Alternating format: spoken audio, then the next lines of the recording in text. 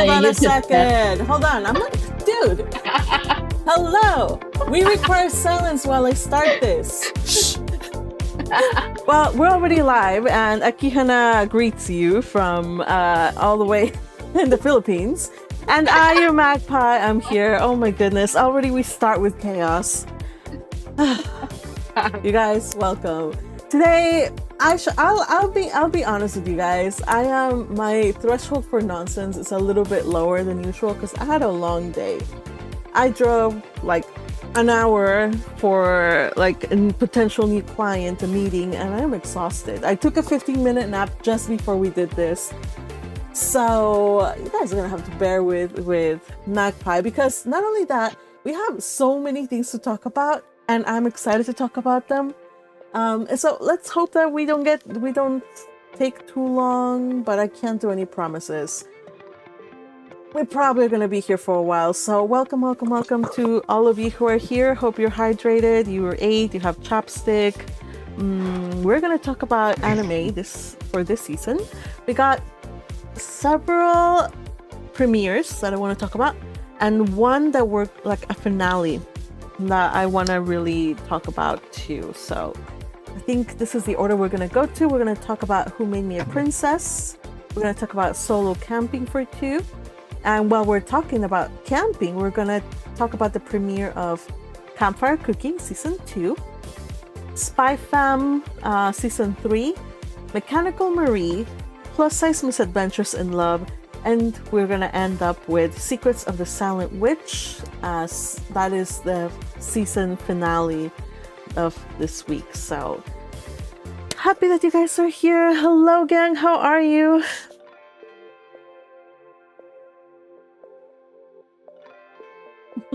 Hello, just made it home, so yeah. Hey there. How are you, Butterfly? Happy to see you. Doing pretty good. Yeah, awesome. Glad you made it home safely. Also, we see on the chat on YouTube, we already have several people in. Hello, welcome, early gang. We had Crusher, was the very first one. Says, rest in peace to Patrick and Fuji. They're back here. What are you talking about? It's not like they were banned for like a whole month. They were only banned for like a day. And they know why. And I hope they never do it again, because the next time it'll be banned for a week. All right. So welcome. Fuji's with us right now. Let's see. Who else is in the chat? Teal says, I ended up out of town, gonna be chat only this week. Okay, no problem, Teal. Well, I'm happy that you made it in at all. So yes to that.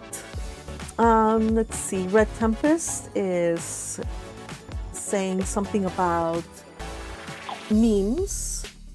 Let's see, where's that? I lost that.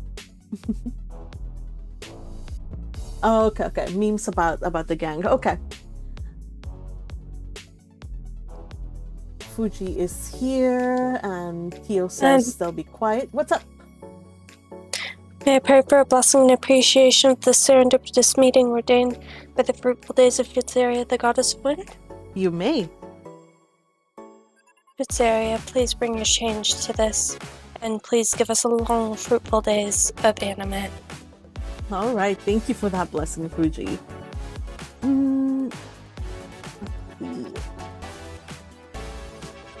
All right, Red Tempest is also supporting this live by supporting with a super chat. Thank you, Red. Here, have a whole bunch of hearts from me. What moment of silence? They're here already. If they wanted to be here, they could be here. And Fuji is here too, so there we go. All right, you guys. So without further ado, I'm kind of waiting for people to trickle in. Who else we have? Akihana's there. Turosh Mac. Hello, Turosh. Happy to see you here. So today, like I said, we're going to be talking about quite a few of them. And even, like, that's 7, you guys. I don't think I can make it any longer. But I do have to say that I do want to have, like, a few special mentions, because I watched so much anime this week. Like, I'm like, man, this feels unhealthy. Like, to watch 10 episodes this week, it feels like really unhealthy. So, And some of them are packed in a single day. yeah, exactly. So we'll see how far we can get along. Let's start with Who Made Me a Princess, though, because we're continuing on. We're doing episode 4, I believe. Or yeah, or Yeah. So again, it's just Ati and her father Claude just trying to get along here. The focus, though, was on her wanting to, I don't know, it's something about connection with her mom. She wants to be connected to her mom. She wants to know more about her mom. And I feel this is very, very, very much like a normal childish wish, right? Because at that age, you want to connect. It's very different from the anime really is very different from the webtoon, the web manga. The because this is no longer an isekai. She no longer has the mental fortitude of an adult. So yeah, the approach is really very different.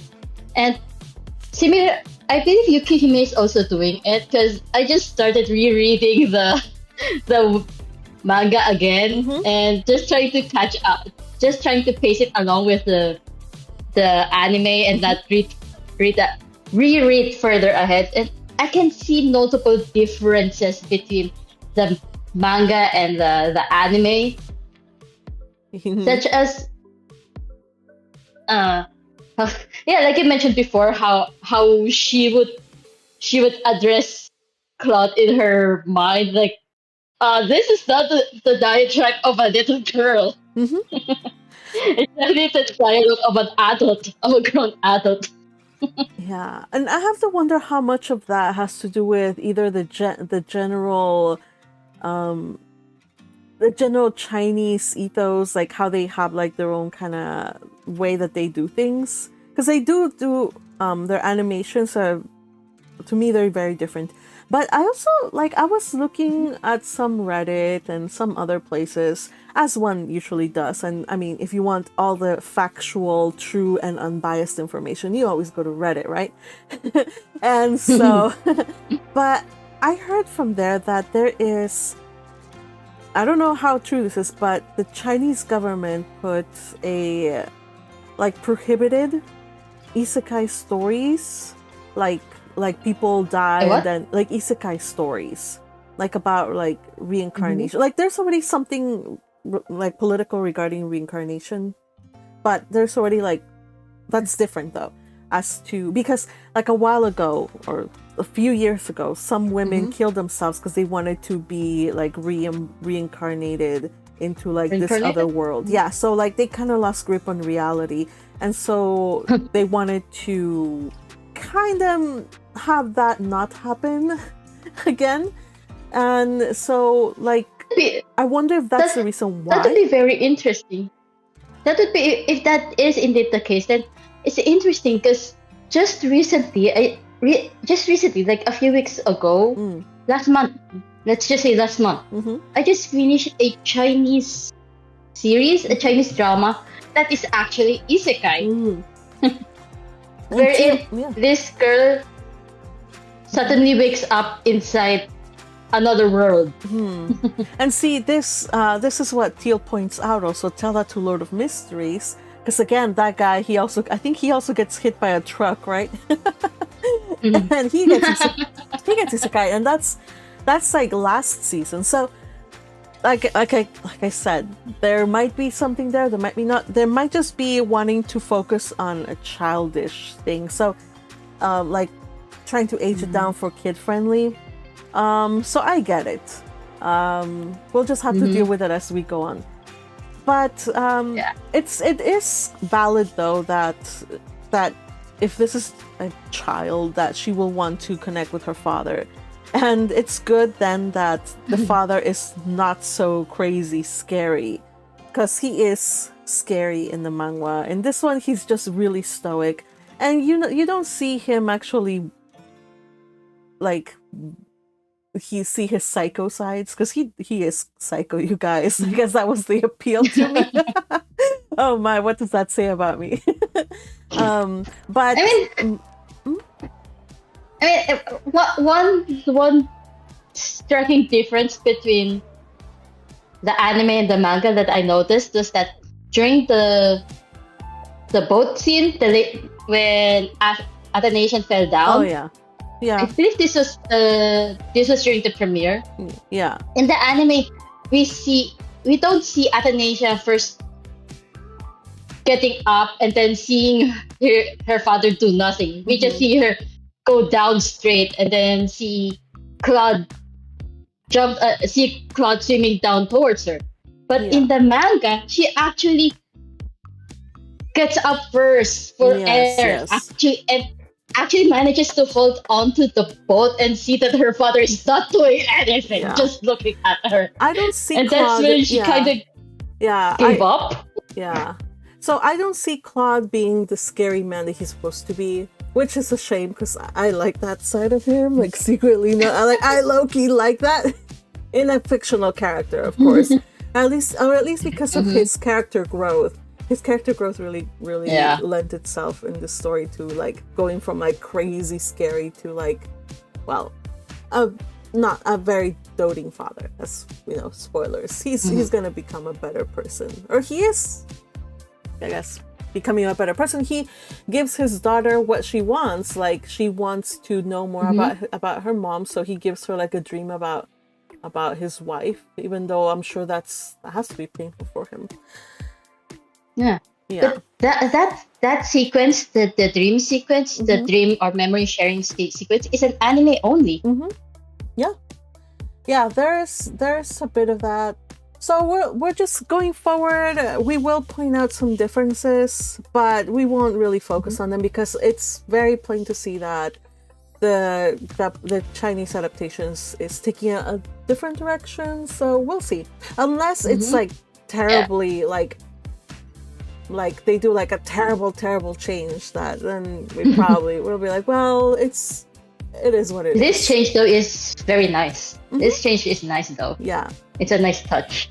Yeah, I haven't said this as much as I should because I keep talking about the differences between the web comic and the anime, but I have to say the art is gorgeous. I really like it. Yes. And I love it. The voice acting is also really nice, really cute how the little girl is singing. Yeah, they're doing a really good job with this one. I'm excited to see next week is a good week. So be sure if you're not watching this one, join us, binge all 4 episodes because we're gonna have a good talk next week. We're gonna have a good talk next week. All right. So anything more about Who Made Me a Princess? Just about this episode though. I like the part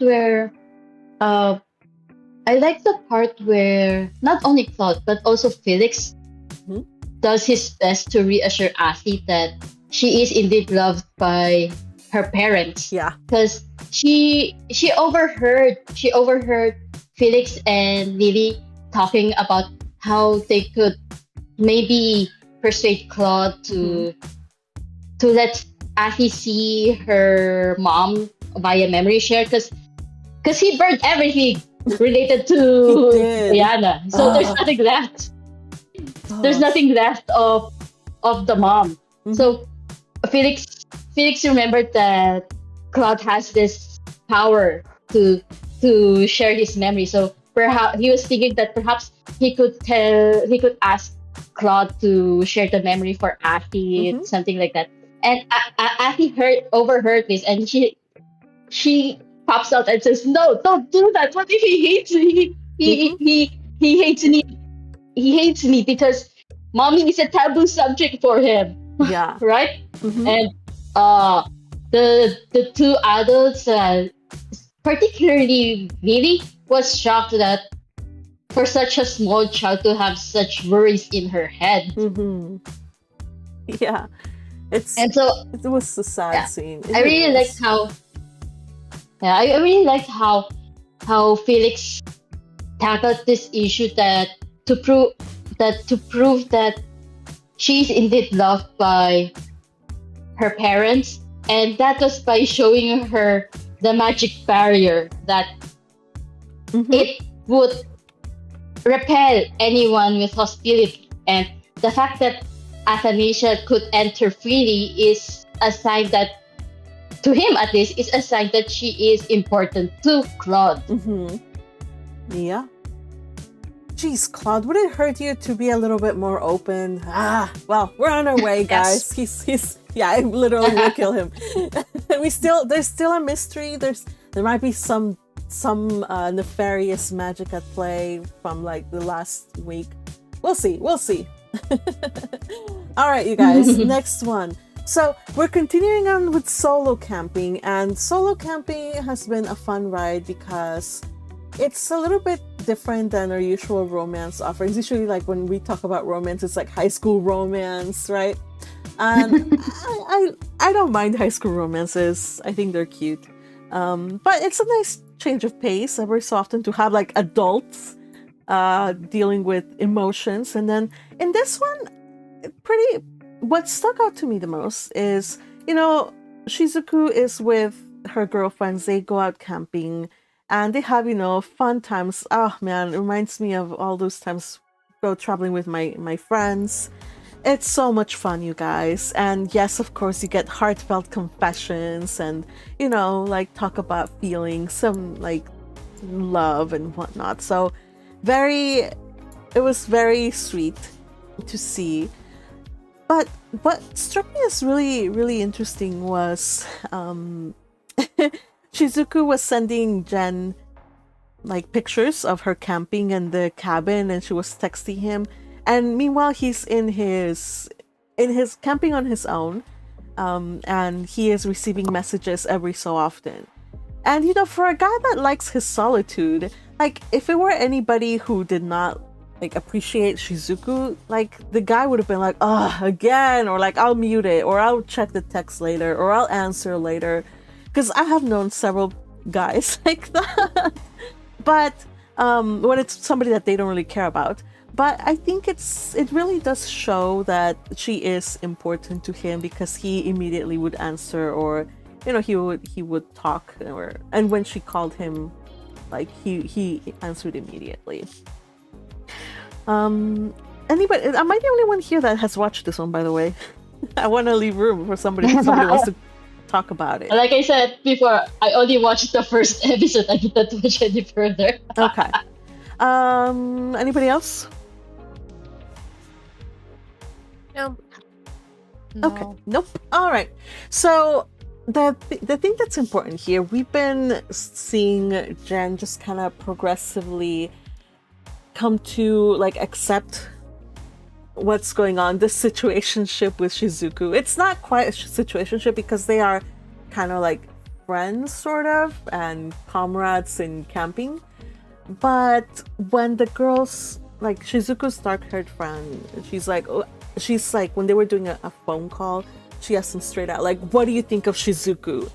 And rather than like saying like, oh, like getting all flustered and doing what people usually do in anime, like saying like just a friend, and then prolong the misunderstanding or like try to make everybody suffer, he actually was very open about it. He's like, he didn't deny anything, like there's nothing there. He did not say that, but he did say, I've gotten so used to being by myself, but now there's somebody who like made a space, like carved their way into my life, and that person is important to me. And whether it's friends or something else, I don't know yet, but I do know that she is important to me. And I was like, yes, good. You don't have to confess your love. You don't have to say like commit to like say, let's get married. No, you just have to like be open, and I appreciated that.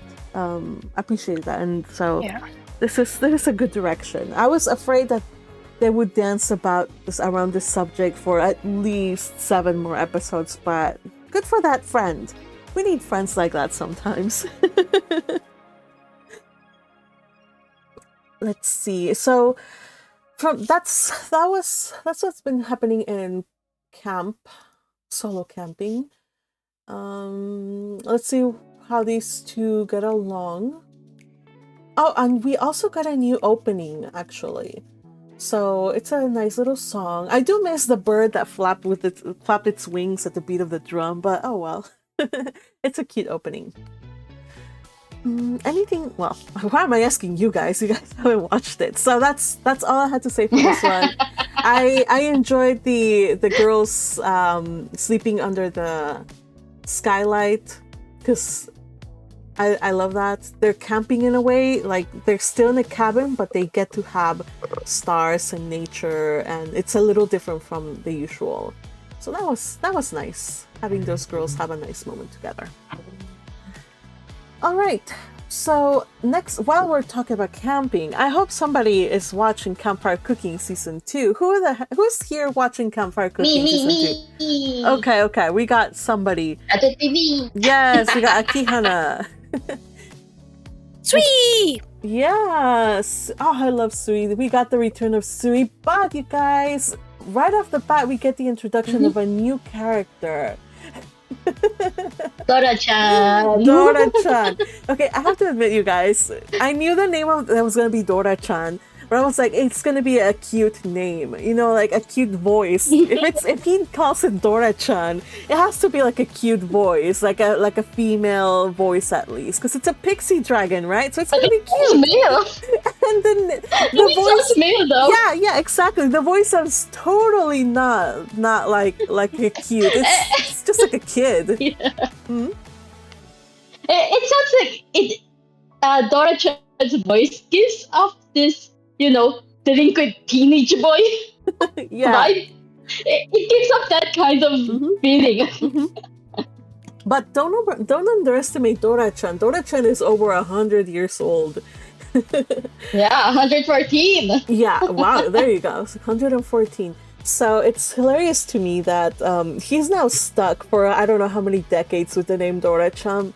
But, Fel reminds him, like, hey, you know what? It's okay. It's worth sticking with this human for a few decades because the food is so good. Yeah. I'm like, oh, that's true. These are like really old, like they're gonna live forever. They're gonna outlive him. And what are they gonna do? Like when he goes, it just got me into an existential crisis. I'm like, Yeah. I feel sorry for them. Sui better get her act together, or his act together, or their act together, and learn how to cook. And keep them all fed. Teal says, and gyoza, my favorite dumpling variant. Oh, I love gyoza too. Yes, yes. What's that, Akihana? I was going to say that Mokota seems to have a very terrible naming sense. Yeah, I mean, he was originally gonna name Fel as Pochi.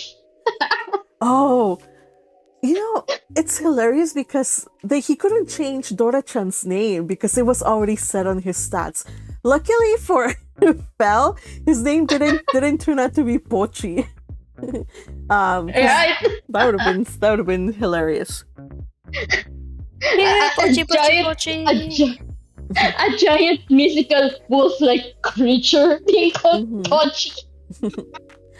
Oh, Turoshmak, Pochi, you have pochi. been missing out. Turoshmak is unfamiliar with gyoza. What is it? Oh, Turoshmak, you should watch Campfire It's a Cooking Japanese Season 2. dumpling. It's a Japanese dumpling. It's absolutely delicious. They actually go into really great detail as to the cooking of it here. Like he makes it from scratch. Well, from scratch, quote unquote, because he does buy the wrappers from the store. I don't know. It took forever to make those gyoza though. Like I was anxious all the time for Fel waiting for his food. I'm like, he's gonna devour them all like without cooking if he doesn't cook them quickly. But no, he waited. It is stuffed with meat. Gyoza is usually stuffed cabbage. with minced meat, and it can be stuffed with any kinds of veggies, honestly. But the main ingredient is minced meat. Can be pork, chicken, or beef. Or in this it's case, usually Orc pork. General. Orc General here. Yeah, Orc General. He does. I think he included the cabbage as well, and yeah, I guess it's whatever you have on hand. Yeah. So we're having a lot of fun just talking about this scene, but something that's really important here to notice is that Dora kept following them since like a city ago, and they kept encountering like these terrible animals in the forest. And it turns out that Dora-chan was the reason why those animals were attacking people. Yeah, because the animals could sense the presence of a pixie dragon, and they were out to defend their territory. And so by the time they get to the guild of the city they're heading to, they're like, yeah, the animals are out rampaging. Well, I wonder why. So yeah. By the way, this is the first time I see any kind of media present tarantula as an edible thing. I just want to say that was disgusting. And it tastes like crab. Nothing could make that palatable. So I was like throwing up a little inside my mouth when they were eating the tarantula. Cause no. Well, by the it's clear to all that at this point, Makoto is already desensitized by eating monster meat. Man, but the moment he realizes that a certain monster meat is edible, his eyes just goes sparkling. Really? It's edible? Okay, gotta experiment now. Goblin anyone? Oh no. So while he is at the guild, he shows the guild master he has that dragon. He still has that earth dragon inside his box or whatever it is. He's still lugging it around. And the dragon, the guy like tells him, you know what, there might be somebody who's interested in the dragon, so they're directed to another city. He hints that this other person might be a little bit weird, or kind of like a strange person. So we'll see what that happens. Like I already read the manga, so I kind of know what's gonna happen. It's gonna be good. It'll be good. So stick around with this one. Also, oh man, I thought I was gonna say something, but I forgot what it is. I'm just having a lot of fun. I love this show. It's so chill. It's really nice. If you haven't watched this one, get on board the train. And did you notice that he's finally got a wardrobe upgrade? Oh yes, he did buy some new clothes. That's nice. Oh, and let us not forget, you guys, that he still owes the goddesses like the offerings, and he keeps forgetting. Yeah. So that's that. But at the end of the episode, we see some other people, like besides the goddesses. They're like chuckling like evilly. So I don't know who are these people. We don't know. If you base it on the opening song, though, it seems that we are getting two gods now. We are getting two new gods. Maybe, might be into booze as well. Basing it on the opening, that is. I mean, it's not spoilers if it's based on the opening. I don't know yet for sure if that is indeed the case. I'm just basing it from the opening. All right. Akihana, you're a menace to society. All right. So I see Teal. Teal is a resident cooking expert. So Turashmak, just trust what Teal is saying. She knows more cooking than any one of us here. So listen to her, and believe me, it's good. Gyoza is delicious. Try it next time you go to a Japanese restaurant. All right. So he's our resident culinary expert. So that is Campfire Cooking. Keep watching with us. I'm definitely gonna be covering this one as we go. So the next one that I am gonna cover, again, I've said before that it's very kind of like vignettes, like separate side stories, almost like individual usually, I feel. But I think this season will have two very important arcs that are worth covering. So I am going to be talking about Spy Fam, and every week as we as a discussion. I would be curious as to how Spy Fam will be covered this season, because I haven't followed its manga in so long already. Yeah, it has. I started from a manga and manga only to manga and anime, and now it's just anime only for me. Yeah, I did the anime only, and then I read some of the manga episodes, and I actually read the episodes or the chapters tied to all of this season or most of the season. So this they're gonna be fun. They're gonna be really, really fun. I highly encourage you. The previews of this one show that next we're gonna be delving into Lloyd's backstory. So yes, Lloyd is a child, and it's also hinted in the opening, which is a really cute opening. It's so cute, but once you get the story, we see both mini, we see both mini Lloyd and mini Yor. Yes, holding hands with Minnie. Anya. Yes. I'm like mini Anya. Anya's already mini. Yeah. So we're gonna get that. Now, one of the fun things about this one for me was that we watched this together during our Sunday anime watch party, and I believe Fuji was with us. Oh look, Fuji left. Come back, Fuji. And Fuji had never watched Spy Fam, right? And That's true. yeah, or was it you? No, it was Fuji. Okay, yeah. So like the thing we needed to do is like, okay, like we want Fuji to enjoy it to its full potential. Except you guys that we couldn't just watch from the first season, so we just gave a rundown, and I really enjoyed this episode. Some people were kind of like, yeah, like the second half was like kind of like meh, like doesn't really, like, it's anime only, like it's kind of feels like filler, and I beg to disagree, because for people that are new to this, they need to know the main characters. So this first episode was perfect to show everybody's abilities. They show that Bond can read minds. Bond can read the future. Anya can read minds.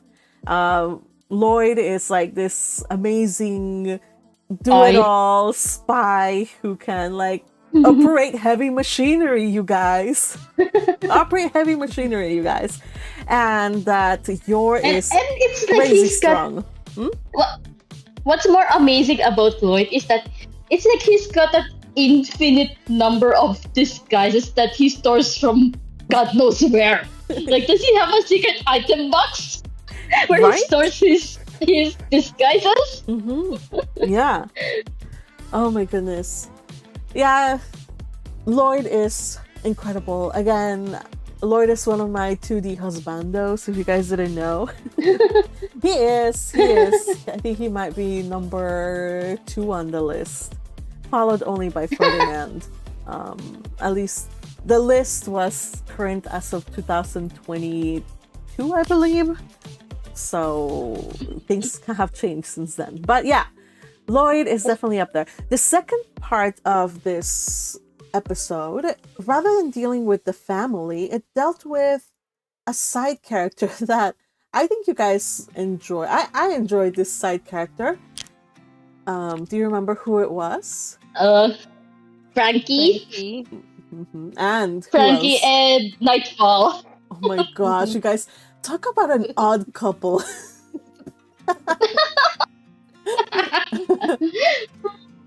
Oh my goodness. And the ending of that side story is just so hilarious.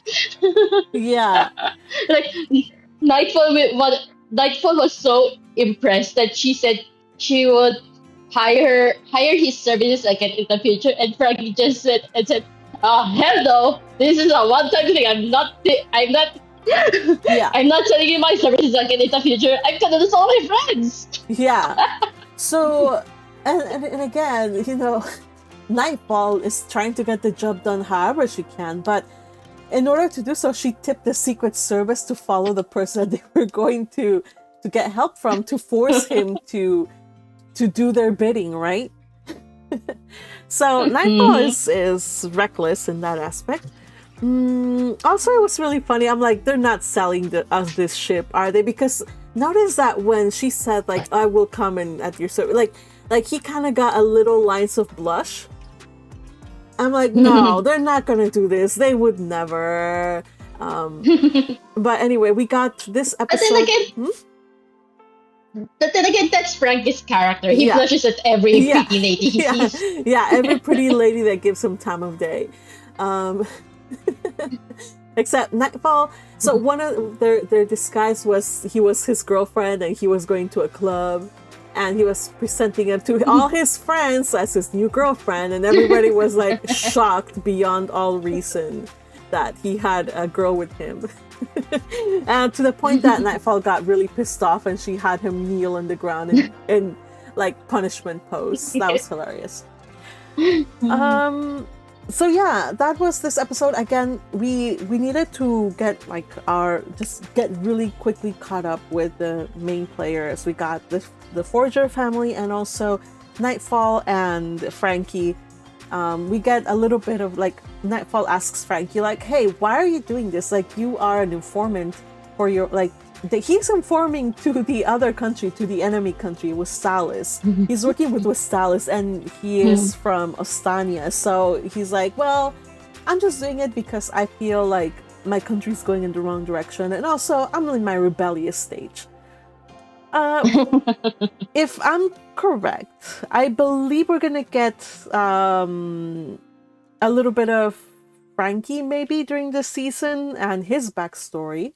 If I'm correct, and if I follow the anime, Didn't we get the backstory last season? Did we get or did I'm not sure if we got it in the previous season or I just read it in the manga. You read it in the manga. I think you read it in the manga. So I've seen his backstory in the manga. Yeah, I've seen his backstory in the manga. Not the entire backstory, but rather how he met Lloyd. Yeah.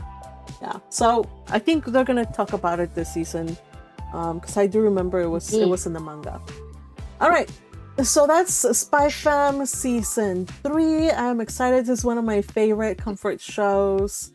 I don't even need to say, like, encourage you all to watch it, because if you haven't watched it and you don't like it, then your soul is cold, and I don't know. Like, how could you not want to watch Anya and all of her delightfulness?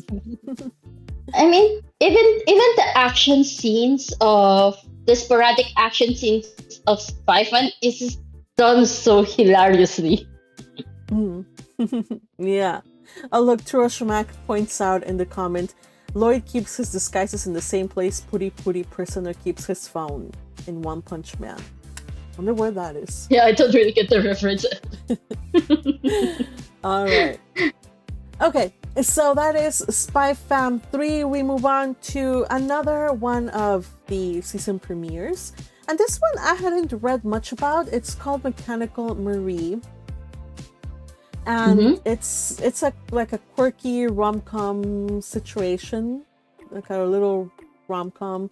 And basically it deals with this girl who is hired to play the part of a robot maid, like robot maid, and because her employer is this guy. I think his name is Roy. Don't quote me on it. I'm gonna call him Roy.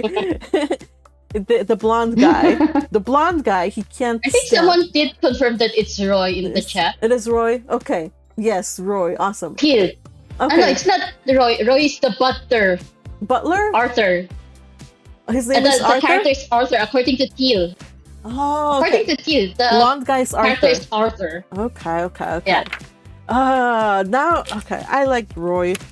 It's so easy and simple to memorize. Fine, Arthur. Okay. So we have this guy Arthur. He doesn't trust humans.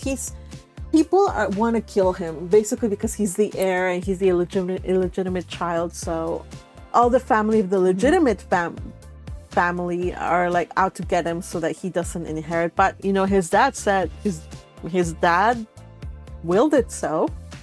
So of course he's the rightful heir, even though he's illegitimate. He's illegitimate. I'm guessing it's because probably I haven't read the manga either, so this is all just my hypothesis. I'm guessing his dad is probably one that is meritocratic. Like, he doesn't care if you're illegitimate as long as you do much better than your other siblings, then you get the inheritance. Well, based on the other sibling, the quote unquote the villain, who was wildly incompetent and utterly stupid to please. Yeah, I'm like, well, I wonder why he picked Arthur instead of his actual legitimate son. So it's hilarious. It's funny that Arthur presents like this cold facade, but the moment like he's with his maid, he's like he like goes into like crazy like, oh, wow, how wonderful, like nothing beats steel, and he lays his head on her lap. It's like, it's amazing. I'm like, no, that just means that she worked her quads really, really well, so that's why they're it's hard. just muscle. It's muscle, pure muscle. Because Marie is interesting. hold on, because Marie is actually in real life, she's a human, she's not a robot. In real life, she is a martial arts, like a professional, like a really good one. I think mixed martial arts, maybe? Probably. MMA fighter, yeah, if I'm not mistaken. She fights and martial arts, and I don't know. She can run. Yeah. She can rise above. She's invincible. So, she can do it all. I mean, with her physical prowess, it's no wonder that she could pass off as a robot. I mean, catching up to a speeding car by sprinting on foot. Yeah. So here's the thing. What regular human could do that? Here's the thing that's hilarious though, because she catches up to a car, a speeding car. She climbs on top of the car, and the car of course shakes her off, as one does. But then like he's taken to the basement of this abandoned house. And then when the baddies run away, there's a fire that starts, and then like she props him up, but then she can't jump to save her life. Like I'm like, yo, like how am I supposed to believe this thing if like you're like this like amazing person, you can't jump 6 feet. Like Shoujo Hinata could do better.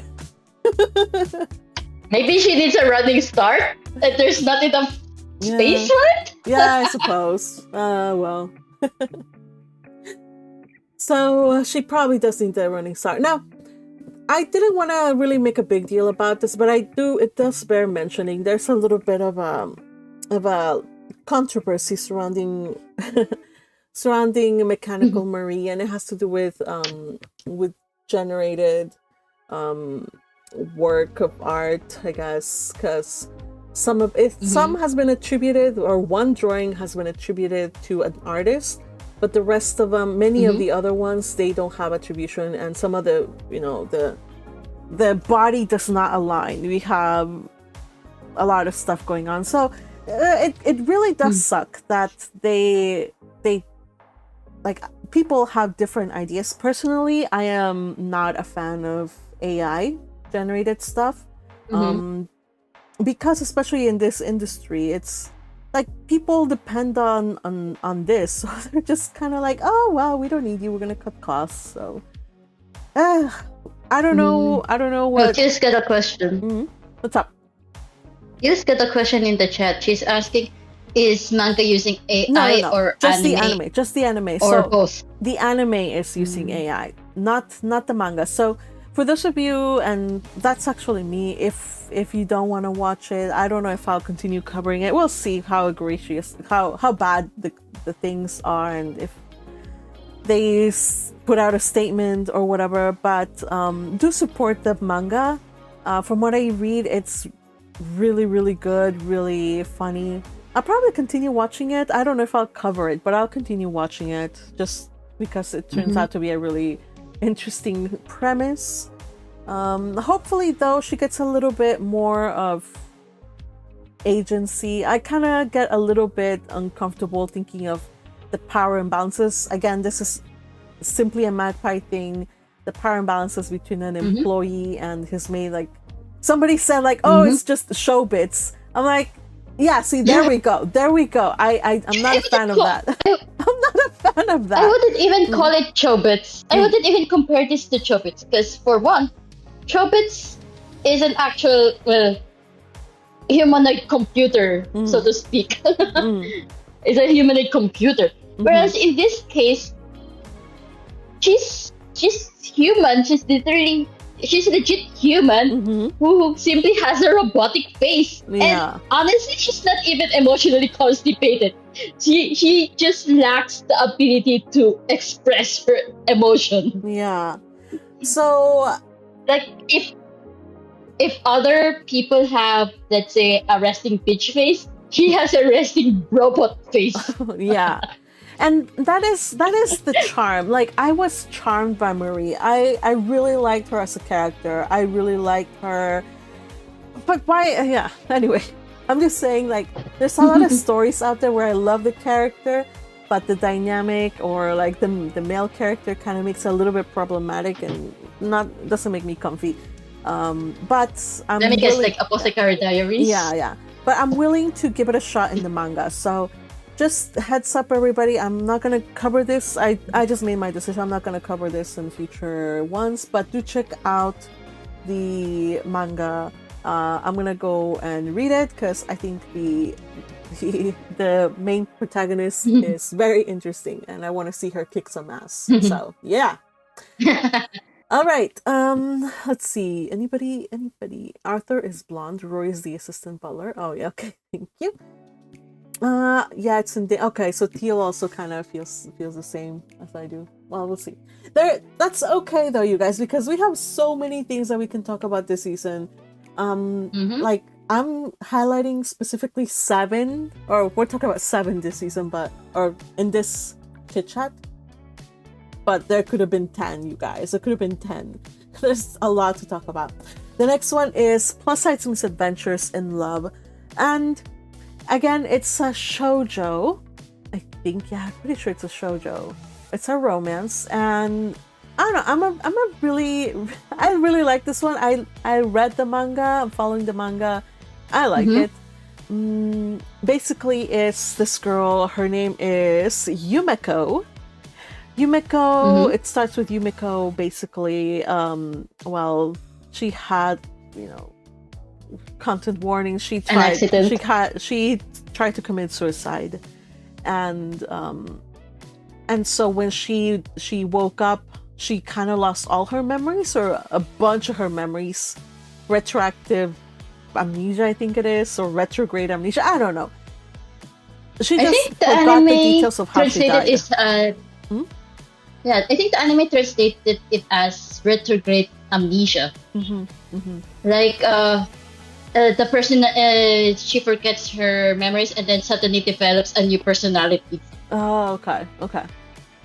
So Teal says, I didn't get around to debut to Rabu. So okay, so I'll kind of just go into like the TLDR a bit. So she basically wakes up to going from like somebody who had like zero self-esteem.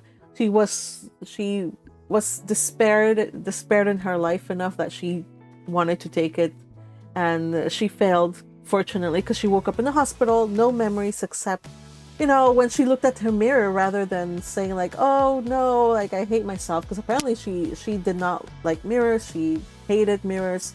She had a terrible view of herself, according to her parents, and some flashbacks. And then she was like, oh my gosh, I'm so beautiful. And she was like this confident queen, which I love to see. She is basically this ray of sunshine, you guys. And I don't think it's in an annoying way. Like she's super she's got confidence. Super positive. Like Akihana said, she is outgoing in her work. And people are just kind of shocked at the change. One of the persons to keep an eye on is her supervisor, her boss, I think. Like, yo, dude, he's like, you are okay? Like what? Yeah. Like the dude's the boss, the supervisor's first line was, "You're alive." Like that is so very suspicious, dude. like you see your coworker come into work and you the first thing you ask is, You're alive? Exactly. Like, oh, You're well, still alive? you're still alive. Yeah, so I'm not saying like it's spoilers, but he just spoiled it for himself. Also, did you notice? And there's another thing. Did you notice her hands There's would another sweat when she was talking about it? Yeah, yes. Yeah. That's what I wanted to point out. Another telltale sign that points to him being a very suspicious character. Her body does someone not to lie. watch out for. Yeah. Hips don't lie, hands don't lie. Yep. So Yumeko. Also, another thing about Yumeko is that when she opened her phone, she saw that she had a secret folder of photos, and it was like full of like stalkerish photos of a beautiful young man. Like it was just folder after folder, like hundreds and hundreds of pictures that she took secretly of this guy that I'm showing on this screen. Close up photos, in fact. Yeah. So it's somebody that she doesn't know who he is. He's just kind of like hanging out in the park, but she seems to have like kind of made a good impression on him because she encourages him and makes him laugh. And that was really sweet. That was really and cute. even tries to feed him water with her hands. Oh my gosh, I was gonna say like next time whenever she needs to give him water and there's none around, all she has to do is kind of call over her boss so she can get sweaty hands. Oh gosh, like they literally put a puddle in her hand. Assisted him. She could have just assisted him to the drinking fountain. Jeez. Instead of presenting 2 hands full of water. Yeah, well, that was a little weird, but that was meant. It was kindly meant, and yeah, I mean, her heart was in the right place. Yeah, it was. All right, you guys. Just poorly executed. Yeah, but that's okay because he seems to be a nice guy. He didn't he kind of got like a little weirded out, but he didn't like outright reject her. Like he was like, well, he could see that she was just like not a weirdo. That she's just different and cute. So that was fun. So we'll see. Yumeko has a coworker that seems to be, toxic. But this is a show. I think she has. I think she is the coworker, the seatmate. I think she might have a inferiority complex towards Yumeko, especially after the meeting, because it seems like even though Yumiko's proposal had been accepted, I think the anime hinted it that the coworker, though she strives hard to do the best she can in her workplace, it seems that perhaps she had also presented some ideas, but it never gets accepted. So perhaps she might be feeling some inferiority complex towards Yumiko. I mean, I really hated how she reacted when she overhears Yumiko defending her name in the bathroom. Like, come on, girl! Yeah, she's defending you and you're being such a me. Yeah, she gave psycho eyes. She was giving psycho. Like, what is she gonna do? Also, I think I'm sure she's the one that stole Yumiko's notebooks of ideas. So just saying, like, she's out to sabotage. She's the only one. She's the only one we know that Yumiko has shown the notebooks to. A drawer full of notebooks. So she's the only suspect. Yeah, I don't think the anime is like trying to hide it. We know it's bound to happen. Let's see how Yumeko handles it. It's a brave new world for her, and I hope that with the power of positivity and a killer new wardrobe, that she will be able to tackle on what life has in store for her. I will continue to cover this, so watch it so you can know what we're talking about. Yes, go ahead. One last bit though, since you mentioned killer. Because earlier, everyone assumed that her accident was a result of her suicidal attempt. But the end of the episode reveals that it wasn't a suicide attempt, but a possible murder attempt. because she got a call from the police Mm-hmm. as inquiring, telling her about that and hoping to get some answers. Yet was met with the unfortunate news that she has amnesia. Well, I have a So tip for the that brings the police. question to light. I have a tip for the police. They might look into that suspicious boss of hers. I'm just saying they should. Yeah. Yeah. There are telltale signs. The body's reaction, physical reaction to his presence, Yes. and his first line of "You're still alive? Are Yeah. you still alive?" All the red flags imaginable. Yeah. All right, we will see who is trying to put an end to precious Yumiko. Who stole her notebooks? You guys, this is all about a mystery. And who is this young man in the park? Yeah. What do you mean? We don't need to watch Lord of Mysteries as horror. We have a mystery of our own right here, and it's beautiful, and it's wrapped up in bubblegum and sweets and watermelon tasting chips. Let's see how that goes. Watermelon flavored chips. Yeah. And what's the other one? The soda. Pop soda flavored chips. Pop soda flavored chips. Oh my. Oh boy. Well, good luck. Imagine that, a Dr. Pepper flavored chip. Well, I've never tried Dr. Pepper, but I'm sure it'll be revolting. Good luck, Okay, Yumiko. how You're about gonna need a it. Coca-Cola or Sprite flavored chip? No. I will say though that Japanese are well, I'm surprised because here's the thing. I never heard of sweet omelets until I read it in a manga, and apparently it's a thing. Like, instead of making those, those little egg roll things that they have in their bentos, some people make them sweet. They add sugar to it instead of salt. I'm like, no! Yeah. Ugh, no! Tastes pretty nice. I've tried it myself at home. It tastes pretty nice. Like, you would add, instead of salt or soy sauce, because some would mix in soy sauce in their scrambled eggs, you would instead add mirin, like a touch of mirin and some sugar. And it tastes pretty nice, honestly. Oh my. Well, I guess I need to broaden my horizons. Some other time. We're gonna end it today with Secrets of the Silent Witch, you guys. You guys, I am so sad to see this one go. This one was by far one of my favorites. Battling it out with, well, Karuhana. Gosh, there was just so many good ones in summer 20. Speaking of Karuhana, 2025. Speaking of Karuhana, it actually beat Solo Leveling as the top anime for the year, I think. Yeah, and also based on fan ratings. Yeah, and also they put out like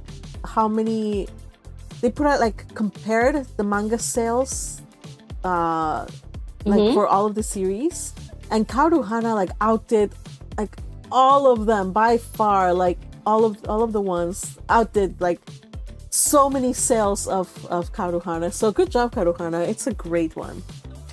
But here we are, time for Silent Witch. We're gonna bid it goodbye this time, and we get all sorts of things, you guys. It was a packed episode. So in the previous episode, episode 12, we learned that the Star Weaving Miri, or whatever it's called, it got stolen. But now we see how it got stolen. Supposedly, I think it actually stole somebody rather than got stolen. So it attached itself to the man, to the thief. It's interesting how the craftsperson's purpose wasn't to steal it. He just wanted to take a sneak peek, a closer look at it, and make some dupes as a merchandise. That's what it does, yeah. Like replicas. So he took it. He picked it up, intending to take a closer look, like maybe, I don't know, a magnifying tool or something, only to have it magically wrapped onto his hand. Yeah. Like a glove. And like pulled him out. Whisked him away. Yeah. Yeah, that was I can see why it has killed people. They did say like it will kill men because the thing has a mind of its own. it has like delusional thoughts Sentient. that the wearer is its lover or whatever. So it's like, oh my darling, we're gonna go together, blah blah blah, and of course, like flies him to like any outer space. delusional woman. Yeah, flies him to the stratosphere or whatever, and the guy would have died, except Monica went to his rescue. And just like, and I find it hilarious how the artifact is so similar to many delusional psychotic women that if she can't have the man she loves, then no one else can, and commits not even double suicide, but commits murder and then suicide. Oh my gosh. As somebody said, Turoshmaxis in the chat says Yandere bracelet. Oh yeah. Yeah, be careful. Yes, be careful with definitely. ancient artifacts. You don't want to get attached to it. Now, for Monica to rescue this guy, like she had to tap into some of her own like skills that she hadn't quite mastered, because she could kind of fly with her staff, like, but she couldn't control it, so she was out like going around in circles. She was lost control in her flight. Except she did remember, thankfully, the lessons that Felix gave her in horseback riding, which I thought was such a cute little callback. And she was like, the back straight, arms, eyes forward. And who would have guessed that her horseback riding lessons would come in handy with her magecraft? Yeah. Yes, she flies now. She flies, Teal. And that was really cool to see, because now she won't need Rin to, fly her about everywhere. And it was a really spectacular scene. Like, it wasn't entirely a battle scene, but it kind of was, because the magical artifact sent out, it draws mana from the surrounding earth, from the ground. And so it just kept attacking her. So she had to kind of deal with it. And that was a really cool scene. I loved it. I love that scene so much. And then to deal with it, to shut it down, she had to apply like mind control magic on it, which if you remember, it takes a lot of control. Like, you have to really be super good at it so you don't mess up. So she did. Not only that, it's not a technique that she could actually use long range, but she has to physically touch the target for it to work. Yeah. I'm just replying on the chat. I didn't get the Star Wars reference. I'm sorry, I haven't watched Star Wars, so I don't know. But I'm glad that a bunch of you got it. Yes, that is the Star Wars reference. Thank you. But she does fly. So that was kind of like the first half, or the first third or half. Well, whatever the case, she was able to save the guy. They plummet to the ground. Oh, I will say though, the MVP here is the staff. Okay, you guys, the staff. When she went into free fall, she let go of her staff and then she started free falling, and the staff kept falling at the same rate as she did. Okay. In real life, that doesn't happen, because F equals M Yeah, in times real life, A. she would fall faster than the staff. Yes, exactly. In real life, she would fall faster, being the heavier one. But in this one, I noticed that her staff just kept circling right next to her. So I was like, well, if it hadn't been because we're ignoring physics for this, she would have had no staff. Honestly, if you think about it realistically as well, did you really have to let go of the staff? Like, she could just cancel out the magic and still hold on to the staff, Maybe, yeah. Or, I don't know, does she really need a staff to fly? Does she? I want to know. Does she need a staff to fly? I'm guessing maybe she's probably using it as a conduit of sorts. Probably. I mean, she's probably still new. She's clearly still new with with like magic. Well, yeah, so I think Teal points out it's for control, not strictly necessary. So we'll see. So I guess she's using that as a way to control like her gift for flight. Maybe eventually she can overcome it by like practicing a way to fly without needing it. Yeah. They're Thrush is roasting you. Yeah, they're calling me. They're telling me to turn in my engineering card. Yeah, you're right. You're right. Probably. I don't know. Something just seems off about. It's actually also, you guys. Also, there's like a whole bunch of stuff to consider in a free fall. Like there's the wind drag, and then. But you guys, I am not crazy. That thing should have fallen at a differently than her, different velocities and stuff. So anyway, whatever. yes, okay. Anyway. I'm like trying to see what was that equation. Whatever. Oh my gosh. Okay. Newton's law of motion. Well, F equals ma. That is dependent on the mass. The acceleration is the same. And then velocity is also depending on the mass as well. So, yeah. All right, you guys. Teal is giving me wind drag. Okay, fine. You guys, whatever. All right, so the second part of this one, which I think was the heartwarming part, now that we got this payoff where she was able to exercise her, I think this was more like a test from the Starseeing Witch. This was a test for her. So I think she passed with flying colors because, again, she said something was going to be important about what happened that night. And part of me was like saying maybe what was important that was going to happen that night, maybe it wasn't this, but what happened with Felix and Monica, you guys, because they had a bonding moment. And this bonding moment did not have to do with magic. It did not have to do with anything really, except like they opened their hearts to each other a little bit more, or at least Monica opened her heart a little bit more to Felix, right? Because they went together to a bookstore, and it's just kind of old books, and she was exploring.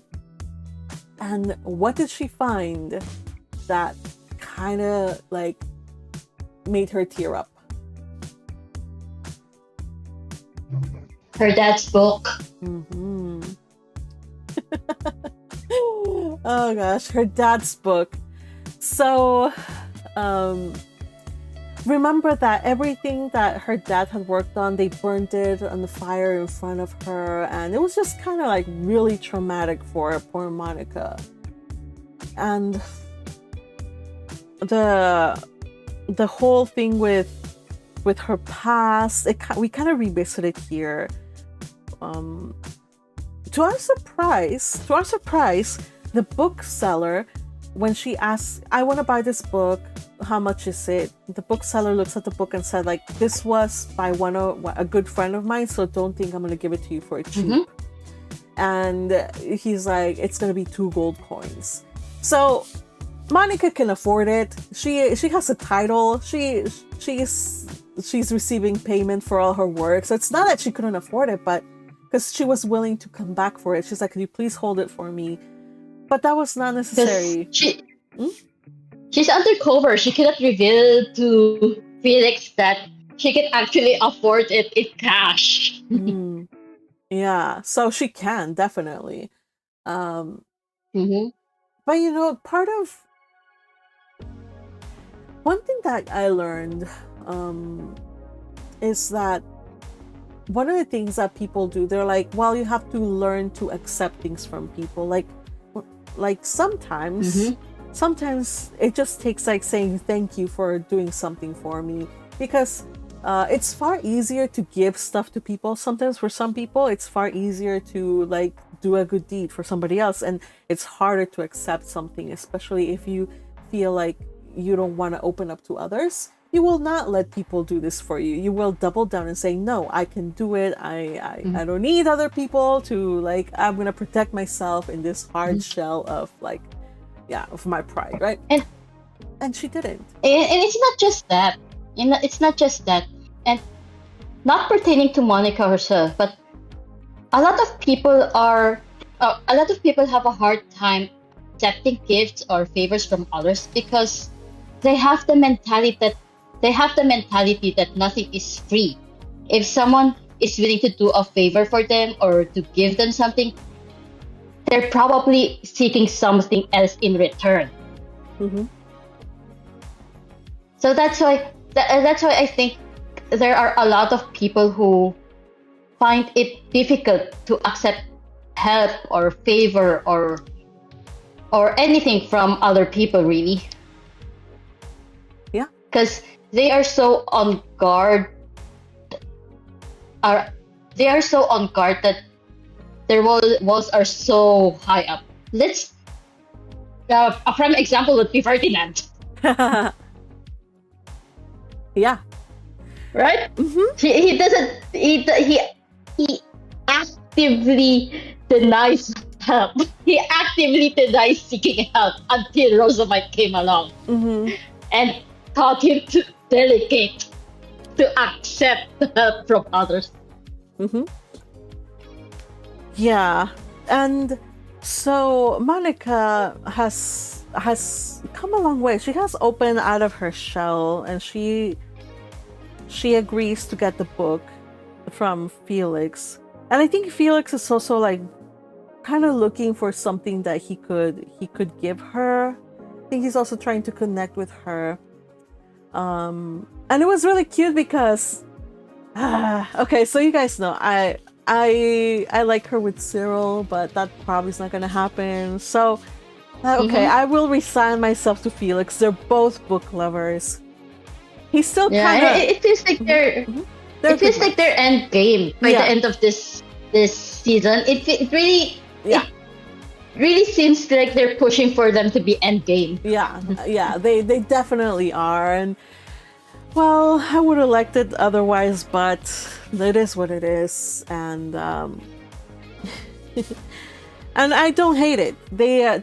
My favorite part of this episode was after they were walking through the streets after getting the book, and then they kind of just like look at each other like, I really want to go read the book, and he's like, yeah, me too. So they just go to their where they're staying, or where he's staying, which happens to be the brothel. And they both. I mean, they could have gone back to school, right? They could have gone back to the dormitory. Well, I don't know how far the place was, but anyway, they didn't. Maybe there was a curfew had already closed. You know, they have curfew. They close the school dorms after a time. But either way, they went back he's to a prince. He could sneak in. Well, no, it's because he's a prince that he cannot sneak in. He has to be very careful. They're both dormitory delinquents. girls can't be in the guys section, and guys can't be in the girls section. So. Oh yes. Oh boy. Yeah, I remember those times.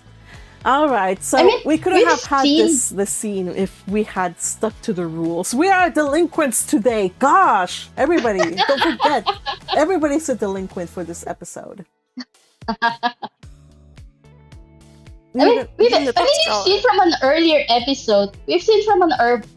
episode. Wherein Monica spies from her window. So she spies.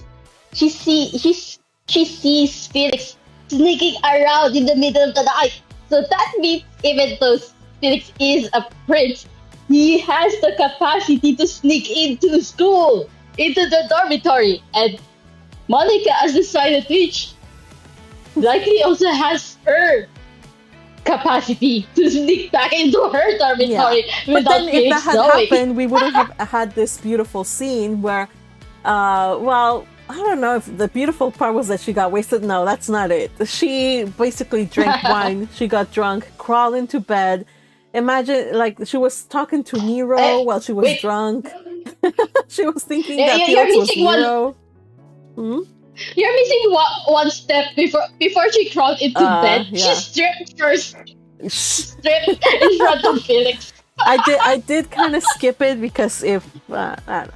We're watching YouTube and they might censor us. Oh no! No, but she woke up. I mean, next she to the didn't strip prince. naked. She didn't strip naked. No, she she just just underwear. stripped down into her underclothes. Yes, so to yes. speak. Yeah. And Felix likened her to a cat that had crawled inside his bed, and he didn't mind it. When she woke up, he was lying next to her. Oh my gosh, in a very scandalous way. She begged for forgiveness because she knew that was bad, but he was like, "It's fine." Turns out that he also gives her a little gift, you guys. Jewelry. Ooh, jewelry, you guys. Yes. Ah. Not just any jewelry. I think it was a necklace. Yeah, a necklace. Yeah. And with a gemstone that's the same color as her eyes, you guys. Ooh. Oh, it's disgusting. Well, I need my Cyril Monica ship to. They didn't give us much. I mean, They gave us nothing. They gave us what crumbs. does necklaces? what does gifting necklaces signify in Bookworm? Oh no! Well, somebody also said that when a guy gives a girl a necklace, it's basically putting a collar on her, like Yeah. like you're mine and whatnot. So I don't mean like a collar on her like in a bad way, but I mean like this girl is mine. Like this girl has a keeper, you know, like it's an important sign of like belonging. So yeah, I guess I can't fight and it. that is why you shouldn't accept random necklaces. You shouldn't just accept necklaces willy-nilly from your suitors, because who knows what the implication is and how people might misunderstand it. You did call her a cat, and you do call Especially her if it's an expensive one. By the way, I like Teal says they kind of miss on the color, but it's supposed to be a peridot. Ooh, nice. Those are really cute. Yeah, peridot. Peridot is greenish blue, right? Somewhere between green and blue. I've seen them like in different colors. But maybe I'm confusing it with something else. But I think it's like greenish yellow though, isn't it? Let me see. I think it's like I'm a gonna Google greenish it now. yellow. I feel it's like a greenish yellow. Let's see. RRR says Cyril is the end game lead. I wish. Me too. Yeah. I mean, as much as I like Felix, I kind of get a vibe that he would be interested in, like, the dynamic would change the moment he knows that Monica is the silent witch. 'Cause he has an obsession with this. It's like hero worship. I don't know. We'll see. I'm hoping that you're right and it's not just copium. All right. You should start Cyril and Monica for that on the channel. I have seen a lot of artists that like it, like in the Twitter, since I started following all these accounts that do fan art. Like I've seen it, but I've seen also Felix Monica. So I don't know. We don't know. We're gonna have to read the light novel, you guys, and I'm finishing the first volume, so it's good. I recommend it. I just googled peridot, and it is a green gem on the lighter side, kind of like a very light yellowish green.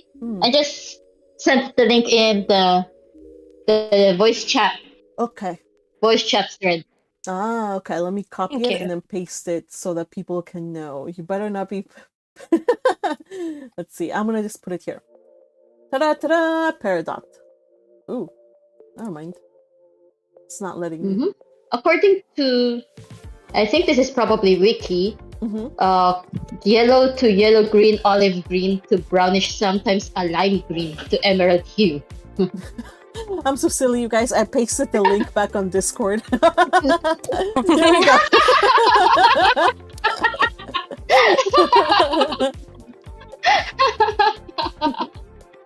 Oh, that's the new Google search. Yeah. By the way, Turashmak, there is a talking lizard. So Felix has a familiar. It's like a white lizard, Windoweln or something like that. I forget. His name starts with W. He doesn't appear much, but he exists. I think he only makes a lizard appearance. Yeah. He appears as a human lizard too. appearance, right? He does appear as a human too. He's very uncanny, in my opinion. He's an uncanny creature. I prefer. Did he make an appearance in anime? He did make an appearance. He shows up as this white-haired guy. He's uncanny. I call him the uncanny guy. He's uncanny valley material. All right. So he gives her this gift, and he says, I want you to remember your friend Ike. They were going by these like kind of made up names. I want you to remember him. So this is a little souvenir. It's the only reason for it is that it will make me happy to give something to you like this. So she accepts it. Good girl, she does. And then that's the end of their escapades in the city. And I thought there was a really cute episode. And it covered a lot too. I also find it interesting how Felix worded it, because after he presented the necklace to her, right? She immediately said, "But you already paid for the book." And Felix answered somewhere along the lines was that the book was for you. This necklace is for me. Yeah, like for my satisfaction. And I'm like, oh wow. Right? Yeah, so I'm like, man. Okay, fine, I guess. I don't know, you guys. I'm just worried. Felix, if she and Felix are endgame, I hope that he doesn't end up being the king, because I think that I see a future of like she's coming out of her shell, but retiring like an introvert will be an introvert till the end of their days, and she will hate being a queen. So I'm torn. We'll see. We'll just have to read the web novel. So everybody read the web novel. We haven't gotten any news about a second season, which is a terrible shame, because there's already a lot of material that they could cover, but it was very well received, and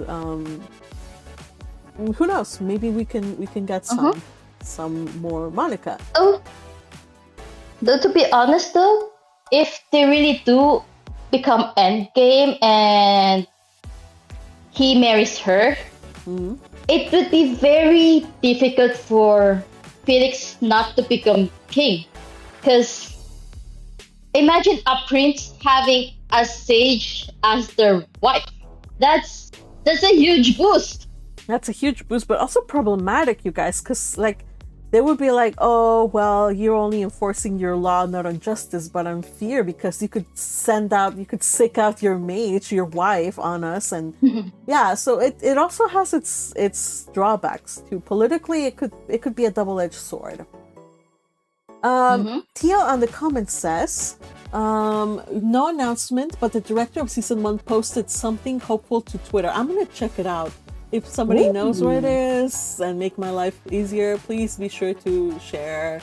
Also, Turashmak says, talk about, may I ask for one final thing? We have thoughts on Punchy Princess. Yes, I will talk about it. I will. I might not like go into a lot of depth, but I will. Very quick. So yeah, this just want to finish up with Silent Witch. It was a delight. Definitely a rewatch. There's very few ones that I actually go back and rewatch, but I have. If somebody like suggests another rewatch on Discord, I will be there. I will watch it again because it was so cute. And again, like she did a lot of growth. It took a lot of delving into places that were new and scary, talking to people, and somebody had to force her to do it. I guess the MVP of it all was Lewis.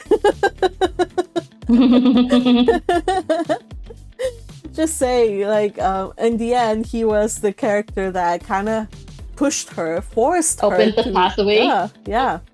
And without him, she would not have made all these friends. And I think she gets a second chance at living the school life that she missed out on, and even at reconnecting in a way, tentatively, with her old friend whom she had fallen out with. So It was a good story. Oh. Mhm.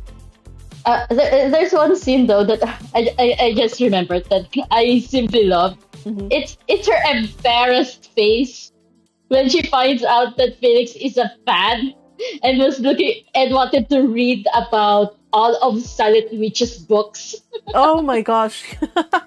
Yes, She was yes. so embarrassed. Yes, for sure. That was hilarious because his obsession, and he told her to his face, like he had nothing in life that he like wanted to do or was interested in. Life was just a dull thing until he saw the Silent Witch. And Silent Witch. yeah, and guess what? He saw her, but of course he didn't see her face because her hood was down, thank goodness. But he still saw her. He's so excited that he caught a glimpse of her. And I'm like, oh my gosh, you would die if you knew that all this time you were with the Silent Witch. But it's also really cute that while we're talking about Felix, since she when they were talking about gifts, she's like, I don't need any more gifts, right? Like I already have the nuts that you gave me. Like I still treasure those. And in the end of the episode, we see her little drawer that contains all of her precious things. Like she still has precious little things to carry in, like, but the number is growing. The number of things that are precious to her is growing, and that is really sweet to see. I hope that we get a season 2 because I want to see, like she talked about like a foster mother or like an adoptive mother or somebody like a mother figure that helped her out. I want to know what happened in her past. That's really interesting to me, but I guess I'll have to read it. But just saying, like there's a lot more that we can uncover about her past and Felix as well. We still haven't quite realized who is behind all of these attempts on his life. So yeah, there's plenty to go. Something I'd like to see more though of is a possible interaction between her and the bookstore keeper. Like she finds out that this person is her father's good friend, so I would love to see more interaction between them. And perhaps maybe find even more books of her dad. Yeah, that would be lovely. Right? That's good. Yeah, for sure. I would like to see that too. Alright everybody, so we close out on Silent Witch, and this is the final episode and also the final of the series that I want to talk about in greater detail. But there are some honorable mentions, you guys, that I'm keeping an eye out and I may cover in detail. Maybe I end up dropping one and like I'll pick up another one. Who knows? I don't know. So for now, I'm for sure gonna be doing Solo Camping, which is a continuing. Who Made Me a Princess? Yes. Spy Family? Yes. Mechanical Marie? I'm not. Plus Size Misadventures in Love? I'm following it. Yes. Campfire Cooking? Yes. Okay, so let's talk about 2 that I kind of, actually 3 that didn't quite make it to today because I was not going to talk in full length. But let's discuss first. May I ask for one final thing? Yes, Turoshmak, we're going to talk about it. Punchy Princess. Yeah. So there is a Punchy Princess. Again, it's kind of like, it starts off like one of those like typical like, oh, my fiance like dumped me and now like all of this. I'm like, oh gosh, here we go again. But the different thing about it is that Scarlet likes to punch people and she's good at it. She's been holding it in for years. Oh my gosh, the prince was infuriating. Not only that, but she has a particular gift. She is not only really good at like fighting and martial arts, but she has the blessing of the god of time, which allows her to use, speeding up, the ability to speed time up. magic. That's pretty darn awesome. That is why she was able to beat up every single person inside a ballroom. And they were all toadies of her ex-fiance. But there's a downside though. Yeah, the most satisfying bit to me was when she punched that other girl. I was like, they're not gonna do it. They never would do it. Like, I've never seen a manga or like any series where they actually do that. Like, she's just gonna scare her. No, she punched her, and she punched her good. Yep. Oh, that was so satisfying. Knocked out. Bloody nose, broken nose. By the way, I just wanted to say hello to Sir Brooke. Hey, Sir Brooke. Hello, happy to see you. So that's the one. She's in a mystery. She's actually finding out, like, they're sorting out a slave trade that's illegal, and then she's like the first prince. It's always a first prince and a second prince. Oh gosh, that's kind of one of the reasons I was like, yeah, I'm kind of like not gonna watch it, but I watched the first episode or so, and it was pretty good. He's actually like he defended her in school, and he is following along her adventures in, finding out who are the people behind the illegal slave trade. So we'll see how this series continues. And one thing I'd like to note. One thing I'd like to note about the prince, though, is that he's depicted as seeing Scarlet as some kind of wild creature and making an observation log. Yeah, he's a character. You guys know when you get like a larger than life heroine, you're gonna get somebody that's either like place off them as like the straight man, or I don't know. We'll see. They have an interesting dynamic though. Yeah. Yeah. And I find it so refreshing. That we finally get an female lead character that won't take shit and is actually quite violent. That was refreshing. Right? It is quite refreshing. Like for her, it's like she's like, violence is the question, and the answer is always yes. So she will always choose violence. And she does it with a big smile on her face. Yeah, I'm glad that she is the daughter of a duke, but then also her duke, the father, seems to be a very spineless sort. So like, yo, what's wrong with this family? All right, next one is sorry for her big brother. Yeah, well. The next one is A Mangaka's Weirdly Wonderful Workplace. I'm still not sure if I'm gonna follow this, but the first episode was pretty okay. Just the protagonist, Nana Futami. Oh my gosh, she gave me anxiety because girl, like, because of her imagination. Like honestly, like, we were talking about this earlier, I think yesterday, here, the gang and me, just before we went on the live read. And honestly, like, it takes a very special kind of person to become a mangaka. So yeah, your imagination is going to run wild. You're going to be reclusive. You're going to have a measure of social anxiety, but this girl just has it in spades. And frankly, I found it, like, I wanted to shake her. I was like, call your editor! Get your work done!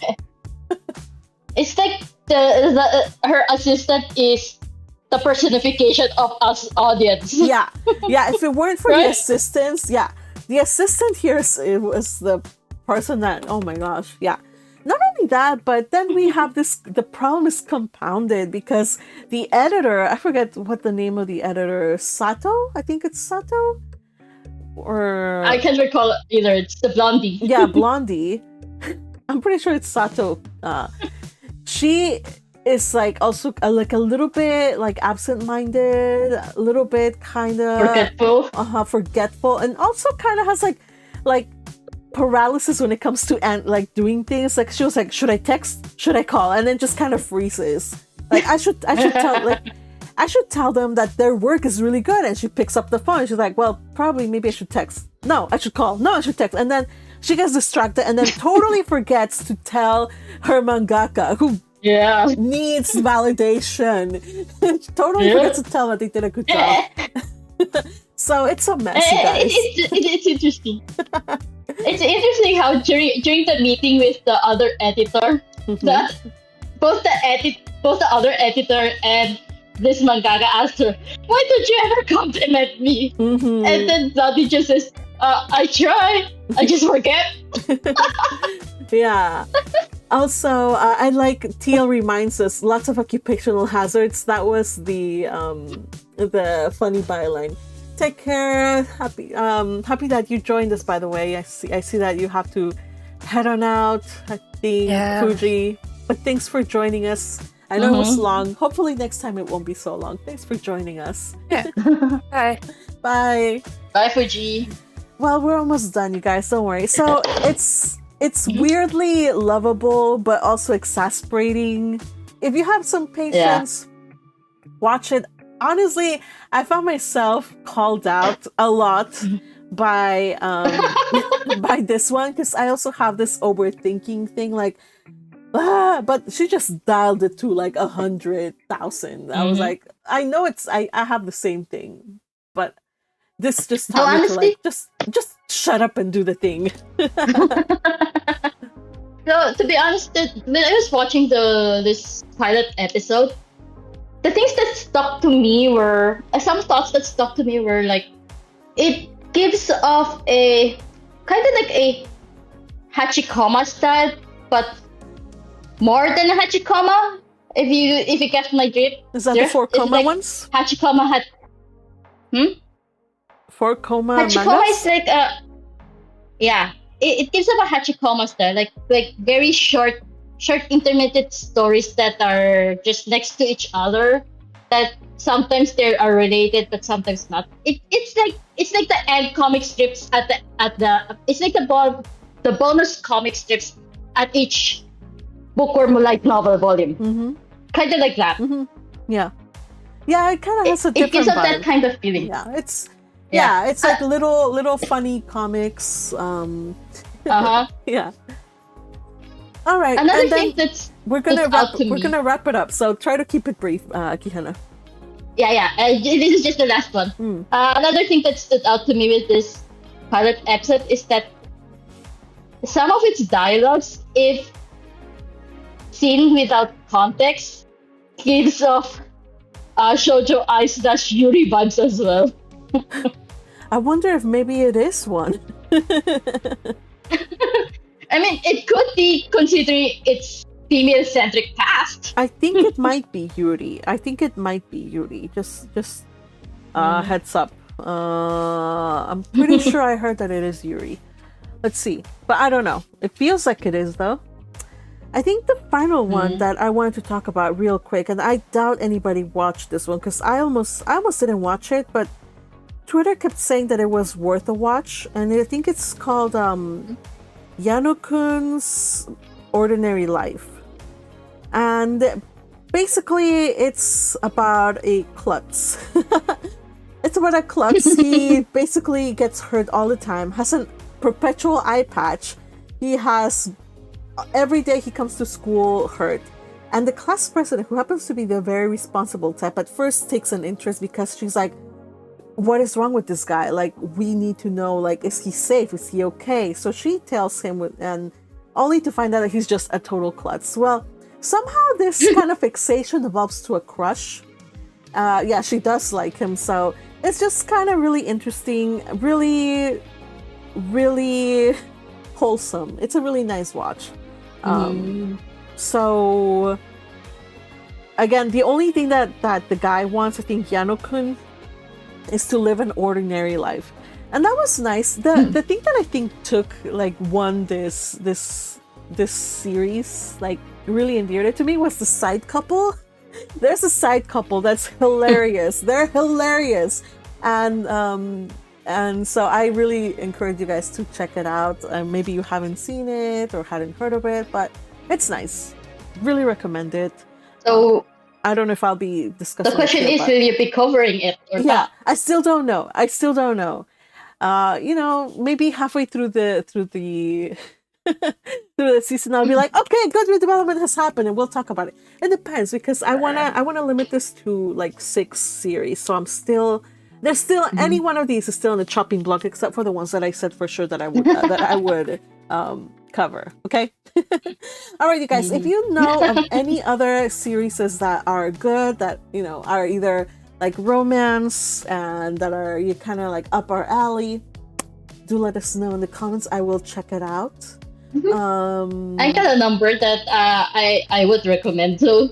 So and I've also already posted them in the Discord anime channel.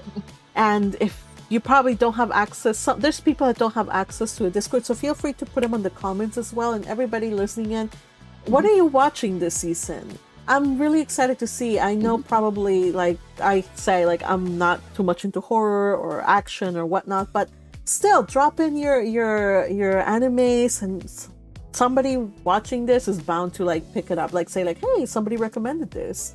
Yeah, so go on ahead and recommend away. These are the ones that I watch and the ones that I recommend and my thoughts. We'll continue to cover most of them. But I promise you next week it will not be so long. We just had so many to talk about today. And so everybody, we come to don't forget to promote your Discord though. Yes, we can. I was gonna get there. Thank you for the reminder. We do come to the end of this live. As you know, this channel is supported by fans of the Chatting Magpie. If you are enjoying these, please feel free to like, comment, share, subscribe. Also, hit that join button, and if you become a member at the noble tier or above, you can become one of us. You can hop aboard one of these lives and talk with us about, manga and join the chaos. And actually, right now I don't want chaos. I'm not recruiting chaos. I just want good behaved people. Oh my, no chaos, please, not right now. But you're more than welcome to join us and cause chaos to all the others. Not me, just not me, okay? Join the chaotic world of Backplay's Discord server. Oh my. All right, so thanks to Roshmak for sharing some series. Those are. I feel this. Tia also says, "I feel this season is a bit romance light. Maybe it's just me. Probably, we'll see. I think. Well, we still have solo camping, which is heading into romance only territory. May I ask for one final thing? We'll see. I haven't covered all of the romance, but I mean, after last season where we had so much good romance, like you guys, we had like 3 big Cloverworks series, and they were romance for the most part. I think at least 2 of them were romance, or rom-com. So yeah, it's gonna feel a bit. We're gonna have a little bit of a void there, but well, it is what it is. Don't worry. Next season, I think they'll have the I'm sorry, there's the furry anime. I just keep laughing at, but I don't know, there's bound to be other stuff. Anyway, I'm glad that I have that furry anime does look interesting though. I don't know, if you ignore the furry aspect of it, it does look interesting.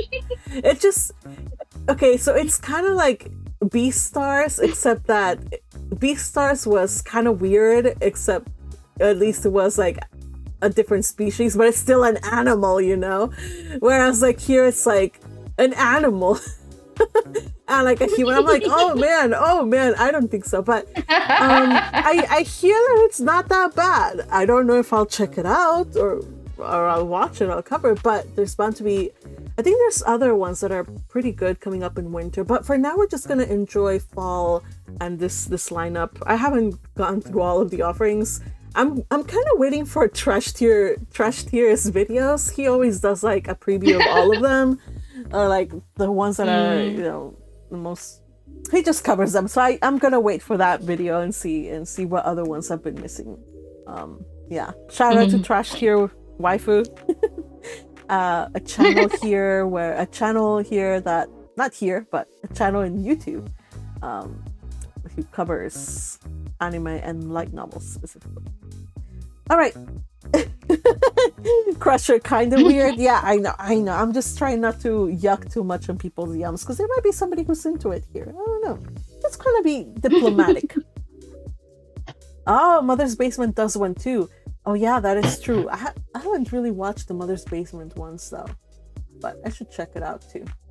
All right, you guys, I'm gonna take off. because it is now a little bit late for me. At least I'm tired. I had a long work day today. So I'll see you guys later. Thank you all for joining me, and thank you to, let's see, who was the person that supported? Red Tempest, who supported us with a super chat. Red, darling, thank you for your support. It means the world to me. And to all of you who were with us during the stream, love you so much. Thank you, and we will see you next time. I don't know if it'll be the same time. Just keep an eye out on the notifications. Take care, everybody, and thank you, Akihana and Teal and Butterfly, who were with me all this time. We'll see you next time. Say bye-bye. Bye-bye. Adios. Ciao.